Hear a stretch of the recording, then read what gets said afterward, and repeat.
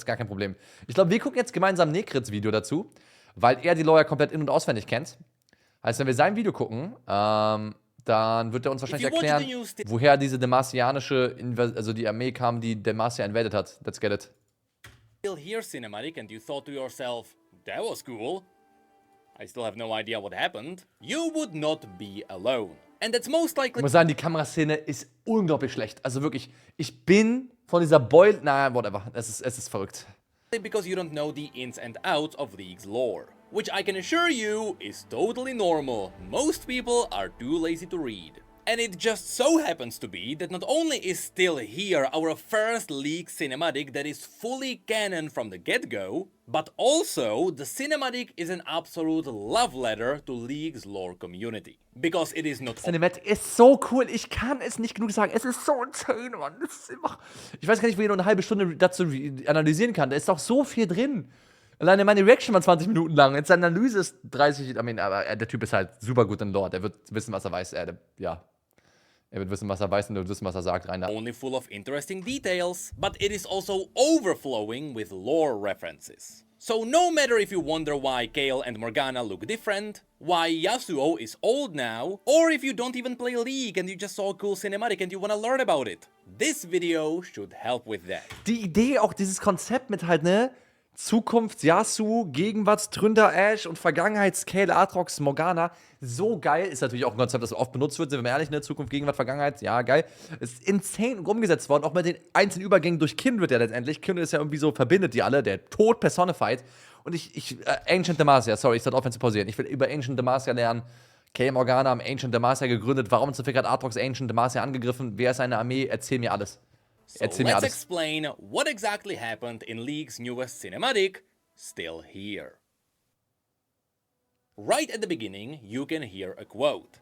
Tomorrow is a hope, never a promise. Which came from Kindred, who are the twin deathly spirits, also known as the Lamb and the Wolf, who very simply put, in League's universe, represent death. They are sort of like the Grim Reaper. After which the cinematic starts with a cut into the Freljord, where, after a fierce battle shown by the number of soldiers scattered around, the barbarian king Tryndamere was finally brought to his knees. His enemies are most likely the Wintersclaw tribe, because as you see, this entire scene happens in the present times. In the second shot you can see that his very iconic helmet had fallen off. You can actually see it here in the cinematic.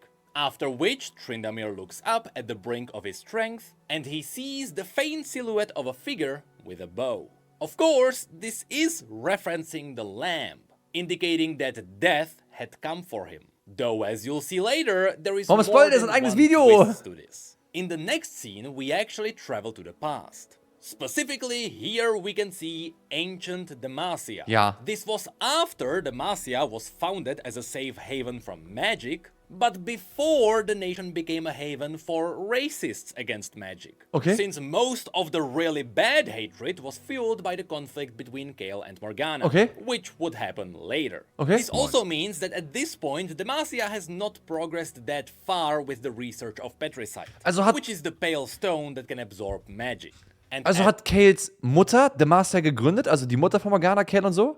Er hat nicht gesagt, wer Demacia gegründet hat. Ich dachte, es ist schon nach der Gründung. Also, nee, ich bin verwirrt. As a result, if you look at the buildings here, you can see they do not resemble the white buildings just yet. Another thing to point out here is the sea of dead soldiers. At first sight, you might think that all of these are ancient Demacians who just got slaughtered by the Darkin demigod Aatrox. But that's not entirely the truth. Now, for the sake of simplicity, I am not going to explain what the Darkin are.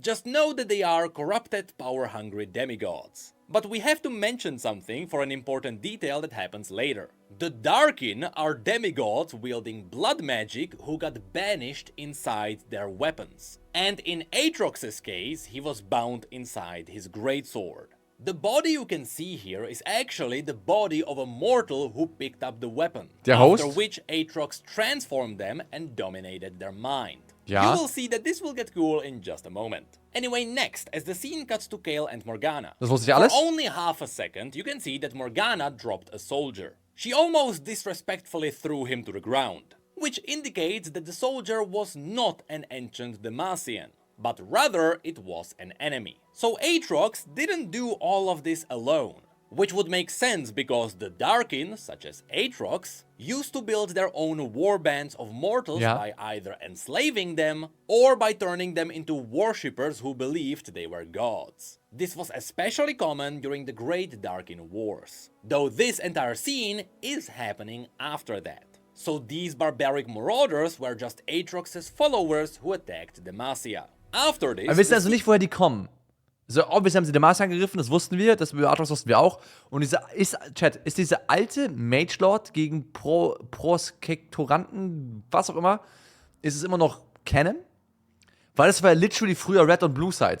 Red und Blue Side und die Summoners waren ja literally Mage Lords gegen diese Protect irgendwas und Aatrox war der Strippenzieher hinter allem in der alten Lore irgendwie. Der war der fucking Wichser. Also böse Entity, was auch immer.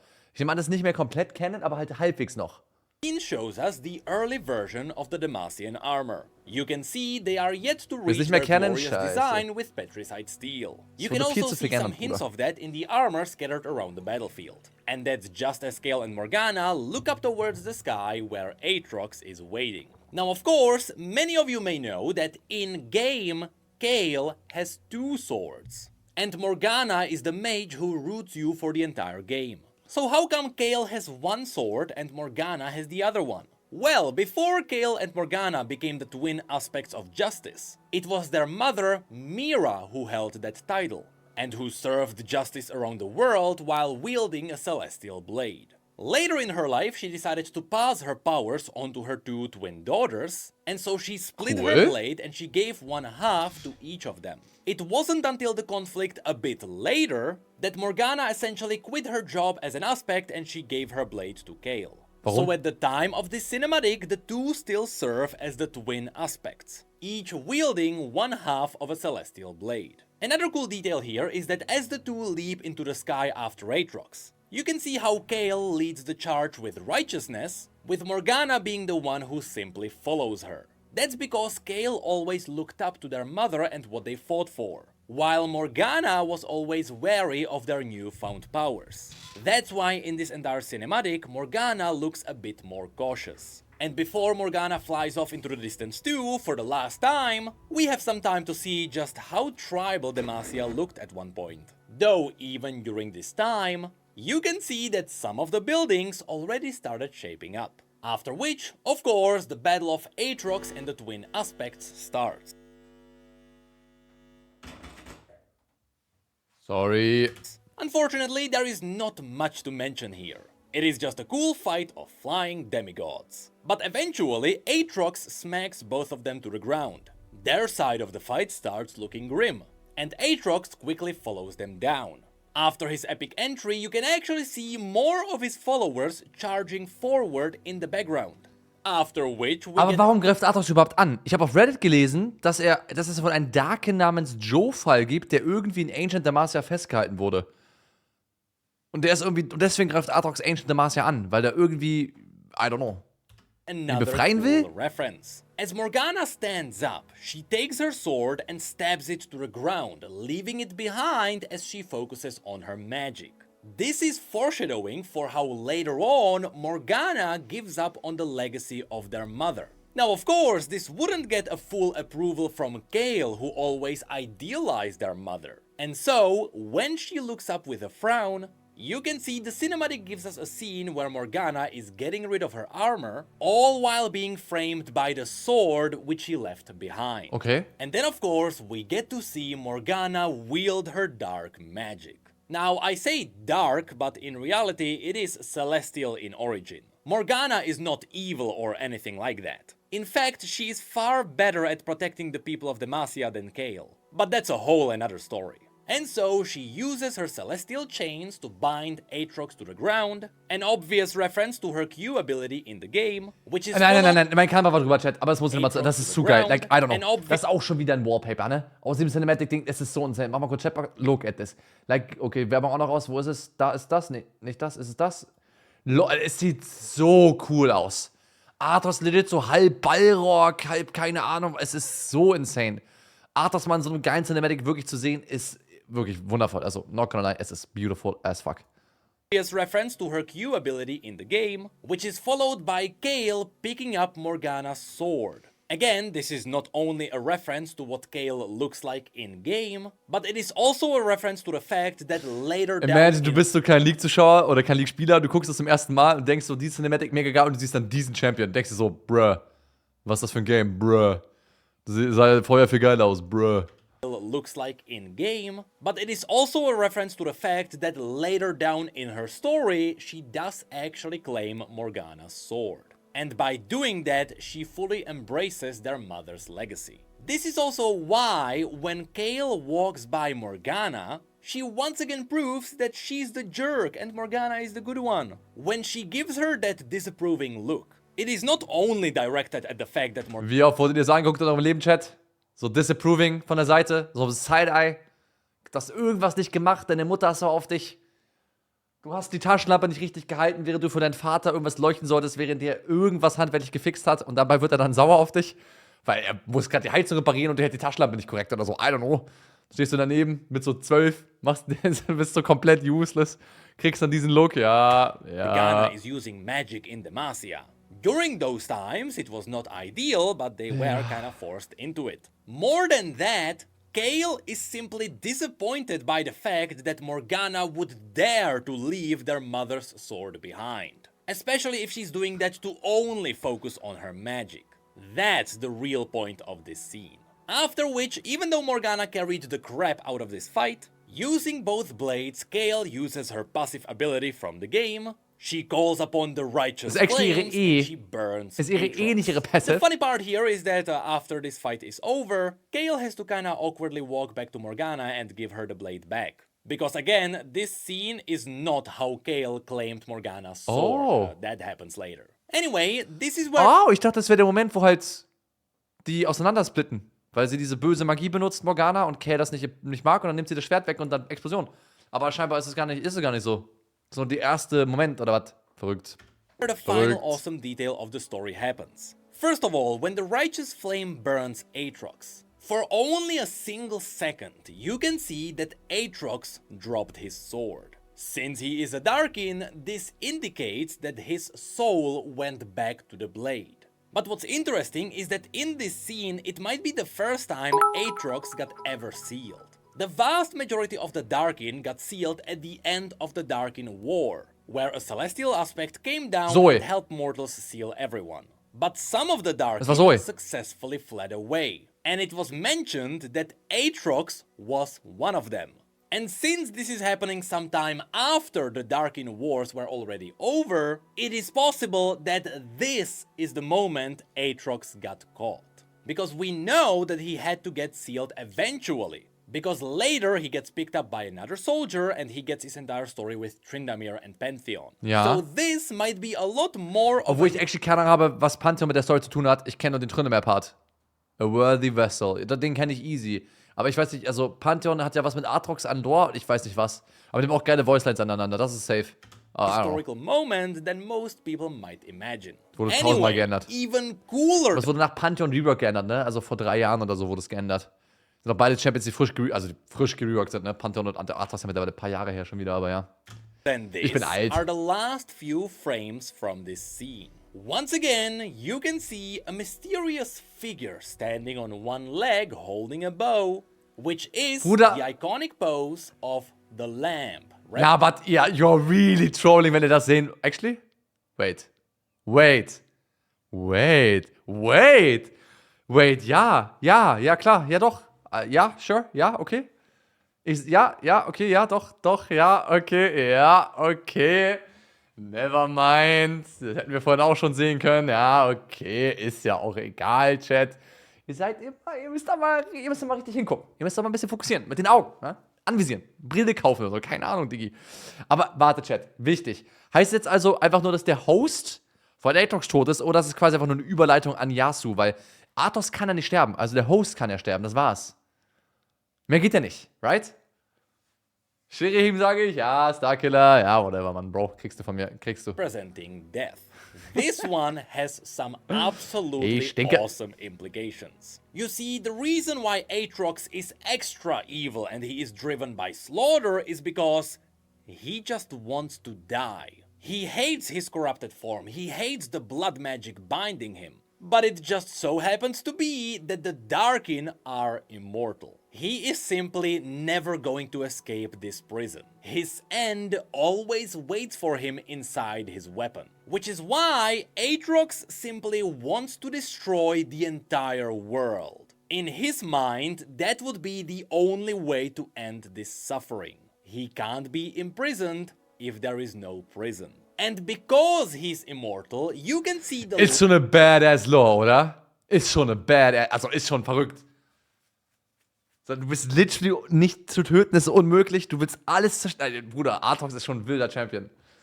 Generell, die ganzen Darken. Mich interessiert dann mega, was die anderen Darken für Motivationen haben. Was denn mit Rast, was ist mit Naphiri, was ist mit Varus, was ist mit Jofai, den anderen random Darkens.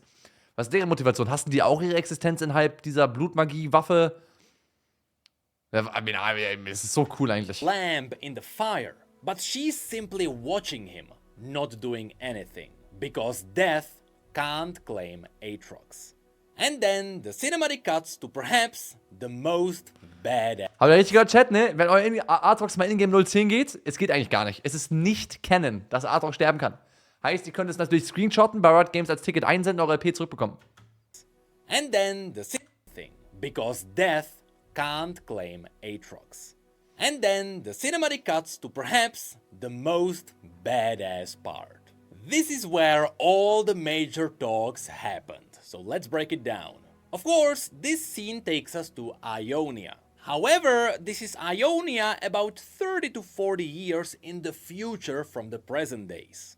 Take it for what it is for now, we'll explain this time skip later. Here we can see some bandits burning a village. They are wearing masks, which of course are very popular in Ionia because they are connected to legends and demons. And at first, this made me think that these might be related to the Shadow Order. But as you'll see later, there is no shadow magic to be seen here. So these are far more likely to be related to Navori, which is a group of a little bit too patriotic Ionians, who are not afraid of attacking other Ionians if they don't share their views. That's also why you can see that they are attacking other Ionians here. And after this, a mysterious man with a staff draws a line in the dirt. This is a hypothetical line as well as a literal one. It simply tells them to not go any further. I love how this cinematic can tell us all of this without saying a word. A very common theme in this entire cinematic. Anyway, the two bandits laugh at the drawn line, we get a bit of a western standoff, after which, in an extremely subtle way, the cinematic reveals who this man is. Mit der Narbe auf der Nase. Up to this point, when I first watched this, I wasn't sure if this was Elder Suma or Master Doran. But in fact, with a very slight tilt of his head, the scene reveals the scar on his face, which always belonged to Yasuo. And this is where things get absolutely wild. When the bandits attack, you can see that Yasuo is not using his sword. In fact, his sword is nowhere to be seen around him. But what's more interesting, he is not even using the wind technique. And that's because Yasuo has a very clear purpose in how he's fighting them here. If you look closely, you can see that he's not killing anyone. And the reason for this is very simple. Yasuo has been murdering people with wind his entire life. Yeah. And if you really look into his story, you might notice that the wind never brought anything good into his life. In fact, using the wind technique made other people suspect that he... Was ist das für ein geiles Wallpaper? Riven und Yasuo? Die beiden Wind-User? Another Windblade. Who taught you that? So geile Zitate auch, ne? Wenn die beiden sich begegnen auf der Kluft. Riven hat ja auch diesen Ältesten gekillt, den Yasuo hätte beschützen sollen. Das ist also... Aber der Wind, aber der Wind, du hast deinen eigenen Bruder gekillt mit dem Wind. Murdered his master. So the wind is the reason why he got exiled from his home.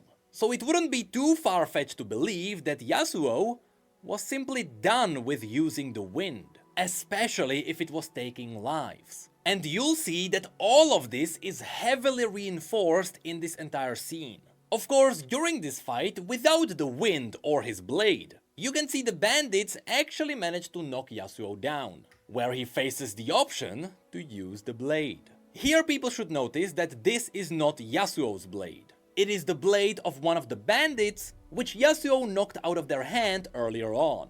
Now, as Yasuo looks up, you can see the shock in his face. This is when he realized that without his wind technique, he can't protect this village. After which, the cinematic reveals some more bandits with their da boss. ist gar keine Village mehr übrig, sind alle doch tot schon. Alles brennt, alle Häuser weggefackelt und dann kommen eine Milliarde Pfeile auf die geflogen. What do you mean, er kann sich beschützen? Es ist schon zu Ende, es ist FF. Ist wirklich In FF. the middle. Although, unfortunately, this is entirely new character, so there is nothing to mention here. And then, we got the beautiful scene where Yasuo faces his destiny. First of all, he still has the bottle on him, so he is still an alcoholic, even at his respectable age. Nice. But also, he drops his staff, which indicates that he's done pretending to be someone he's not. After which the leader signals the archers. Until the very last moment, you can see that Yasuo does not want to do it. But eventually, he picks up the blade to defend himself. And not only is he defending himself by physically using the blade, but also by using it to channel the wind and making the iconic wind wall. Here, the cinematic is actually showing us that he can use the wind wall on purpose. It is not just a cool reference to his ability in the game. This one has a wild payoff. We'll get to that one in a moment. Next, as Yasuo runs forward, he finally fully channels the wind. But again, notice that he is not killing anyone with it. He seemingly only glances past their enemies as they drop down without a single drop of blood. At the beginning, it is not clear what is exactly happening, but then there is the one that shows us what he's doing. Yasuo is using the wind to only knock the bandits down. He is not drawing blood, and he is not killing them. This is such a cool way to show us that even though Yasuo is once again forced to embrace the wind, he is not willing to use it to murder Yasuo anyone. in meinem Team weigert sich auch jemanden zu töten. With killing. Another cool detail here is that as Yasuo unleashes the wind, the binding on his arm actually rips, which is a reference to the fact that he is being unleashed again. After which, we get to the beautiful payoff. After a bit of chasing, at the end, Yasuo is faced with a cloud of arrows coming for him. This would be a sure kill to Yasuo as well as anyone around him.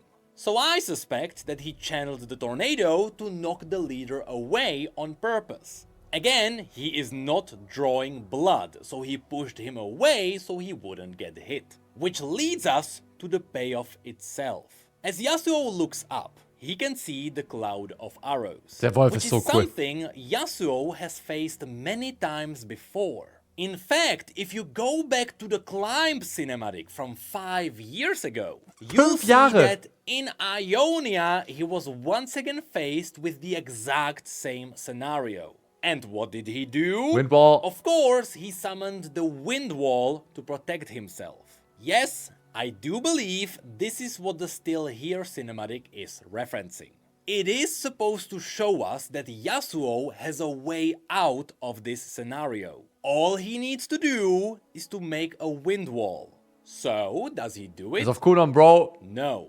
We know that he can do it, because the cinematic purposefully showed it to us earlier on. Cooldown. But he still doesn't do Cooldown. it, and instead he willingly embraces his own end. Gestorben, danach den Spell 4-mal gepinkt. 18 Sekunden, 17 Sekunden, 16 Sekunden. Which is Safe. indicated by the eyes of the wolf, which you can see in the distance, as well as the arrow of death coming from Lamb herself. So yes, Yasuo dies in this scene, and it is perhaps the most badass death he could have asked for. Now, here we need to point out an interesting thing.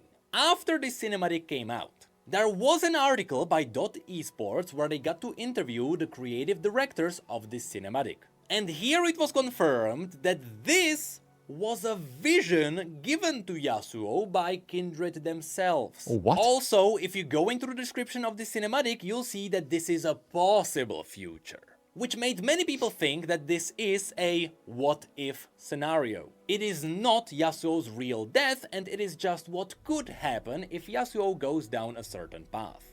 Well, Deswegen heißt der Skin, die Skin heißt ja auch Foreseen Yasuo, also das ist halt eine Hypothese, also hoffentlich, honestly, hoffentlich ist es Yasuos Death. Weil das würde bedeuten, dass er zumindest für 30, 40 Jahre Ruhe gefunden hat. Nach all diesen Scheiß-Strapazen, die er durchlebt hat und den ganzen Leuten, die gechased haben, die er töten musste, bla bla bla. Hat er wohl also wenn er in dieser Village gechillt hätte, wäre er nicht unbedingt bad. Und dann stirbt er dann einen relativ friedvollen Tod. Und das finde ich auch ziemlich ikonisch, dass er halt gekillt wird vom Arrow und nicht vom Wolf. Weil er wird halt auf die sanfte Art gekillt. Das Lamm tötet ja die willentlich mitkommen. Der Wolf tötet die sich weigern. Auf brutale Art. Das sehen wir mit Tründern später noch. Aber das Lamm gewährt ihm halt einfach einen friedvollen Tod. Ziemlich badass, ziemlich Redemption-Arc fast. Er tötet niemanden, er rettet alle. Und am Ende schließt er die Augen und stirbt. Der Kontrast ist so geil, dass er die Augen stirbt und sich hingibt im Vergleich zu Tründern mit seinen rot glühenden Augen, wie er fistfightet. Der Trailer ist so cool. Sorry. Manchmal verliere ich mich. Das ist so insane. This is real. And Riot just chickened out. And they wanted to have the doors open just in case they want to do something else in the future. No, I think this is how Yasuo dies. In fact, he must die like this. See, based on a bunch of different stories, we know that while League of Legends only has one true timeline, there are ways for people to look across time into a bunch of different what-if scenarios. For example, Zillion's story is all about looking into a bunch of different potential outcomes of the universe. Though that doesn't mean that the other universes are real. They are just windows into possibilities. But that's what those are. They are hypothetical windows. They are not real. In the real timeline, a future foreseen cannot be changed. This was always heavily implied with Olaf. That's right, Olaf is a Freljordian warrior who got a prophecy from a shaman. A prophecy that one day he's gonna die of old age in his bed. Ja, das kenn ich. Of course, Olaf refused to believe in that. He was certain he would die a glorious death in battle. And so, ever since that day, Olaf traveled around the world and he looked for the most powerful enemies to fight. From giant kraken worms which consumed entire ships, to undead kings with their undead armies. Olaf fought all of it, and most of them alone. And he always survived. Because every time he got close to death, a mysterious frenzy took over his body and he came out victorious. All because of his foreseen prophecy that said that he's gonna die old. And he can't change that. Which means that as long as he's fighting, he's immortal. Now of course Riot could always Bruder, wer ist alles in League of Legends eigentlich Immortal? So, er ist halt ein Berserker, er will Valhalla, ja, Kämpfe bis zum Tod. Aber Aatrox scheinbar, ist der Olaf auch irgendwie ein Darken? Wenn er von einem Frenzy übernommen wird in seiner Berserker-Rage.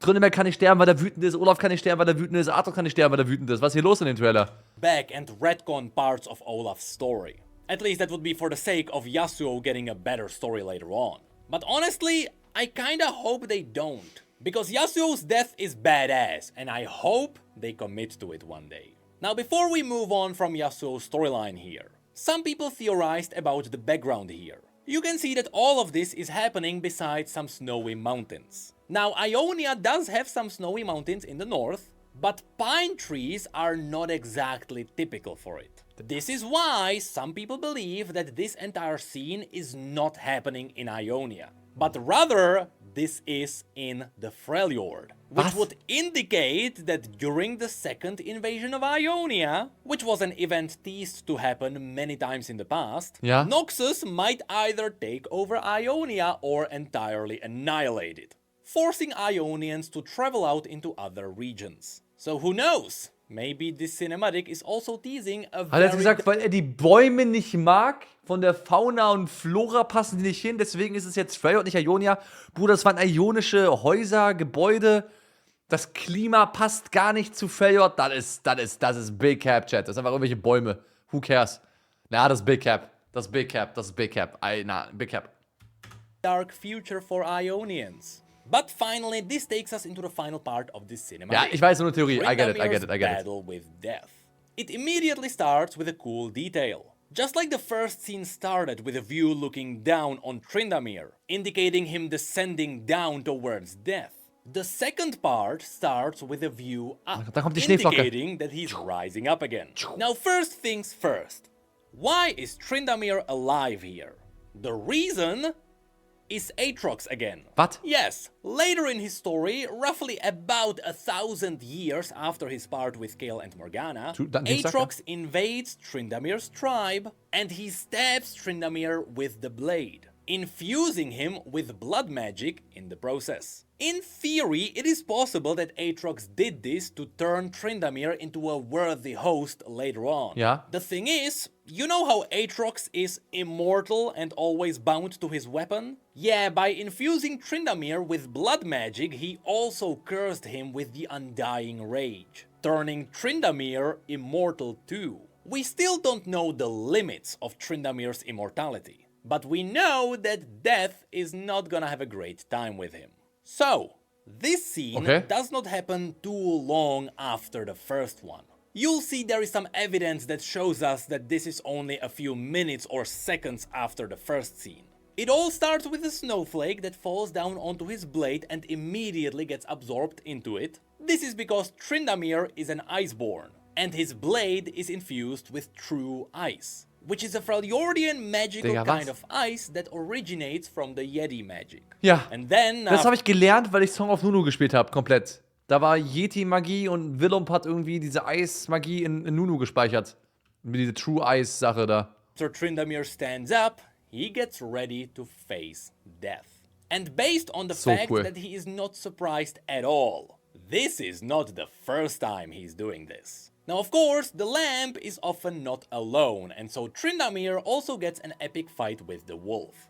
The fight itself is absolutely gorgeous. Digga, and sometimes you get amazing shots such as this one. With CG. Die Idee, dass Tryndamere, wann immer er ultet, gegen literally den Tod kämpfen muss, ist so cool. Also halt den Tod in Person. Nicht nur den Tod halt im Kampf selbst, sondern den Tod halt personified. Der Grim Reaper ist im Raum mit ihm und er muss den Grim Reaper töten. Oder zumindest abwehren. Und er macht das jedes einzelne Mal. Das ist so eine geile Idee. Und das so visuell darzustellen, ist so wundervoll. I love it. Also Kindred ist ein toller Champion, ihr wisst alle, ich liebe Kindred. Aber selbst Tryndamere, den ich nicht so sehr mag als Charakter, ist zu simpel Design, braucht ein Rework, bla bla bla. Aber von der Idee her ist das insane. Es ist so geil. I love it. On such a stunning level, Tryndamere just looks like a real human being here. But yes, he deflects arrows from the lamp and fights off the wolf. Because today is not his day. Another thing to point out here is that the wolf has feet, which he normally doesn't. That's a cool detail. And yes, eventually, Tryndamere's Undying Rage kicks in, which is when you can start noticing some more details. First of all, when Tryndamere charges the lamp, it is awesome to see the wolf dash in to protect her. But then, Tryndamere actually gets to shatter her bow, which immediately reforms back in her hand, because you can't stop death. In this scene, you can also see the lamp slightly tilt her head in curiosity. It is obvious the lamp and the wolf came here to claim Tryndamere's life. But now they realize this might not be possible, which is where the confusion comes from. Habe ich nicht so interpretiert. Interpretation finde ich fein von ihm. Aber ich habe interpretiert, dass halt das Lamm ist einfach verwundert, warum sich er weigert zu sterben, obwohl er doch weiß, er muss sterben. Weil das die Kindred Spirits können es nicht verstehen. Sie wissen, also, die verstehen nicht, dass jemand sich den Tod entziehen würde. Weil sie denken halt, ist eh nur eine Sekunde in der Universums-History, was auch immer. We don't give a fuck. Und ich finde diese erstaunend überraschende Neugier, also das ist mit dem Kopf Shake richtig geil gemacht, finde ich. Und auch am Ende, wo Kino dann den Bogen so runtersenken lässt, weil sie hat in der Sekunde realisiert, okay, er kann noch leben, er hat den Tod besiegt für den Moment. Und dann diese Ash Arrows kommen, ist so geil. Das ist so geil dargestellt mit Kindreds, einfach Movement. Sieht einfach cool aus. Aber ich habe nicht interpretiert, dass sie denken, dass sie realisieren, dass er nicht sterben kann, sondern er kämpft halt und sie denken halt, sie konnten ihn quasi reapen, ihn ernten als Grim Reaper, aber er ist halt noch nicht dead. Scene, you can also see the lamp slightly tilt her head in curiosity. It is obvious the lamp and the wolf came here to claim Tryndamere's life. But now they realize this might not be possible, which is where the confusion comes from. Immediately after that, the wolf bites into Tryndamere's shoulder. And you'll see that from that point on, the shoulder pad actually stays damaged. Cool. This is an important detail, so pay attention to it. And to really just say screw you, when the lamp tries to snipe Tryndamere in the back, he just casually parries the arrow with his hand as the Undying Rage goes on. The fight then continues for a little bit longer, before the lamp finally decides that today is not Tryndamere's day. After which we get 2 arrows from Ashe flying by her, which is a slight reference to Ashe's volley ability. And the arrows stick into 2 Winter's Claw warriors behind Tryndamere, which is capped off with the... Ey, ich kann die Musik hören bei der Szene, ne? Ich habe diese Cinematic so oft geguckt, das ist so geil, ey. Das ist so insane.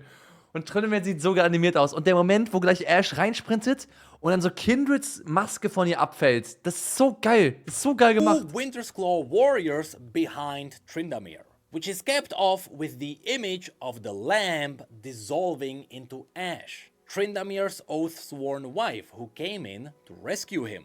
That's right, the 2 are married, although at Als first... ich Pokémon's Rage geguckt habe, zu dem Cinematic, hat sie so erzählt, oh, voll romantisch, wie seine Augen so ändern. Es ist actually auch low-key romantisch, no? Das ist so ein bisschen so low-key, also Richtung Beauty and the Beast. I can fix him. Seine glühenden Augen vor Rage in roter Farbe und dann sieht er seine Frau und she's fixing him. wife who came in to rescue him. That's right, the 2 Ashe are married, Mormon. although at first they just got married for political reasons. The love came later. Now this dissolving image is actually hinting at what is really happening here. So cool mit der Especially Kindmaske. when you combine it with the fact that in the next scene, Tryndamere's shoulder pad is still damaged, despite the damaging being caused by the wolf, which supposedly happened in the Death Realm. Well, in theory, this would show you that all of this was only happening in Tryndamere's head. Ja. While in his mind, he was fighting death itself. In reality, in the outside world, Tryndamere was fighting the other warriors of the Winter's Claw. This would be why the damage on his shoulder pad stayed physical. It was actually caused by his real enemies. Ja. He just imagined them to look like the wolf. And on top of Der that, ist einfach, ich dachte, ich habe das so interpretiert, dass es einfach symbolhaft halt ist. Er fightet halt einfach gegen Leute, die ihn killen wollen, obviously. Und er ist immer ganz knapp dran zu sterben. Aber die Undying Rage rettet ihn halt scheinbar wegen Artox Blutmagie, okay. Whatever, das war mir nicht wichtig für diese Art Interpretation. Und dann kann er gerade so halt den Death Personified besiegen. Aber ich meine, wer soll diese Art Bissspur an seinem Ding dabei? Das kann ja eigentlich nur der Wolf gewesen sein. Aber ja, I mean, I don't know. Aber auf jeden Fall fucking insane Idee hinter Tryndamere. Macht den Champion irgendwie, er ist so in League of Legends, ist er so stumpf und langweilig. Und dieser Gedanke, dass wenn er Ult mich anschreit, er gerade gegen Kindred kämpfen muss quasi, das macht ihn irgendwie einfach cooler. Wenn ich nächstes Mal gegen Tryndamere spiele, werde ich ihn cooler finden. Aus irgendeinem Grund, weil ich dumm bin. Ich weiß nicht, weil ich für sowas empfänglich bin. Für diese Art Deep, Lore, Fantasy, was auch immer. Das heißt, deswegen, ich liebe auch Arthos sehr und irgendwie, du hast das Gefühl, wenn du Arthos spielst, als bist du halt. Du spielst ein Videospiel auch, um halt von deinem eigenen Leben dich in andere Rollen reinversetzen zu können. Dafür kann man Bücher lesen und bla bla bla bla bla. Wer Bücher liest, lebt mehrmals. Kannst andere Perspektiven annehmen und League of Legends kann es auch in sich tragen. Und Aatrox, du fühlst dich einfach geil, wenn du ihn spielst, so weiß ich nicht. Und mit ganz vielen Champions kann das so sein. Kindred hat genau den gleichen Vibe, Jhin hat den gleichen Vibe. Du siehst die Charaktere, die einfach rund sind, die Sinn ergeben, die geil designt sind vom Gameplay her. Und auch von der Lore und auch von Voicelines. Ich liebe vor allem Voicelines. Und dann haben wir fucking Ramos, der okay sagt. Ist lustig, aber du fühlst dich halt nicht episch, du fühlst dich lustig. Und bei Tryndamere ist jetzt einfach cooler, irgendwie. Legit einfach geilerer Champion. Einfach nur wegen dieser Szene, no joke. Why the image of the lamp dissolved into ash. It was all to show us that Tryndamere only imagined his enemies to look like the lamp and the wolf. And when Ashe arrived, she broke the illusion. To really confirm that this is what happened, you can go back to the very beginning of this cinematic for another detail. When Tryndamere was laying there at the brink of death, when he looked into the distance, despite many people believing that this was the lamp, now we know this was more likely just Ashe, and she was only seconds away from him. The thing is, Muss man schon sagen, Ashe hat eine wilde Hüfte, wenn sie da sein soll. Das hätte zum Lamm schon eher gepasst, ne? Aber gut, man sieht vielleicht ganz bisschen, kann man sich vorstellen, dass die Schatten des Umhangs angedeutet sind, die ja nur Ashe hat und nicht das Lamm. Aber wilde Hüfte, Bro, das ist, glaube ich, nicht gesund. Wie soll das klappen? Kann da überhaupt alles reinpassen an Organen, wenn die Hüfte so dünn ist? Ich glaube nicht. Das muss ein TikTok-Filter sein. just Ashe, and she was only seconds away from him. The thing is, in that scene, Tryndamere was surrounded by 6 other warriors. But when Ashe arrived, she only killed 2 of them, despite the field already being clean. The cinematic specifically zooms out to show us that everyone's dead. Which means that Tryndamere did kill the rest of the warriors while in his undying rage. Cool. Which finally brings us to the final scene, where Ashe shoots her Hawkeye into the sky to signal the Avarosans to come in and pick them up. You can see that this is in fact her Hawkeye because the arrow actually turns into a hawk. It also gets the sound effect, and it reveals that there are more warriors coming for them. And so, this is the Still Here cinematic explained. I absolutely love this one, because every time you watch it, you notice something new. We spent 3 hours going through this on stream to make sure that we really pick up most of the details. But I wouldn't be surprised if more things were still coming up. Massive shout out to Riot for actually giving us a fully canonical cinematic, which did wonders to the community. Though I have to point out, there were some issues with this cinematic. Yasuo draws a line in the dirt, but mysteriously in the next scene it disappears. And Ashe kills 2 people with her arrows, but later on you can only see 1. 0 out of 10. This cinematic is ruined. Warum würde das am Ende machen? Jetzt alles zerstört. Ach, das ist wie so ein scheiß Starbucks-Becher, der vor Daenerys Targaryen steht. Ich kann das nicht mehr. Kontinuitätsfehler. Kontinuitätsfehler. Ich als League of Legends Spieler. Ach, Mann. Warum musstest du das tun? NECRIT. Why would you do this? Geiles Video doch. Schöner Breakdown. Geile Interpretation von verschiedensten Sachen und ein bisschen back. Ich hätte gerne mehr gewusst über Aatrox in Demacia. Das hat mich eigentlich da grundsätzlich draufklicken lassen aufs Video, weil ich wissen wollte, warum zum Fick Aatrox Ancient Demacia angreift. Warum ist er da? I don't know. Hat auch leider nicht erklärt. Vielleicht weiß es auch nicht, weil es noch nicht revealed, warum er da ist.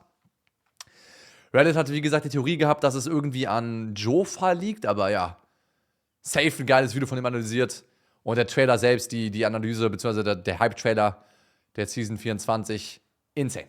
Wirklich geiles Video. Ich habe es schon so oft geguckt, ich werde es noch viel öfter heute nachgucken. Ich schwör's. Geiles Video.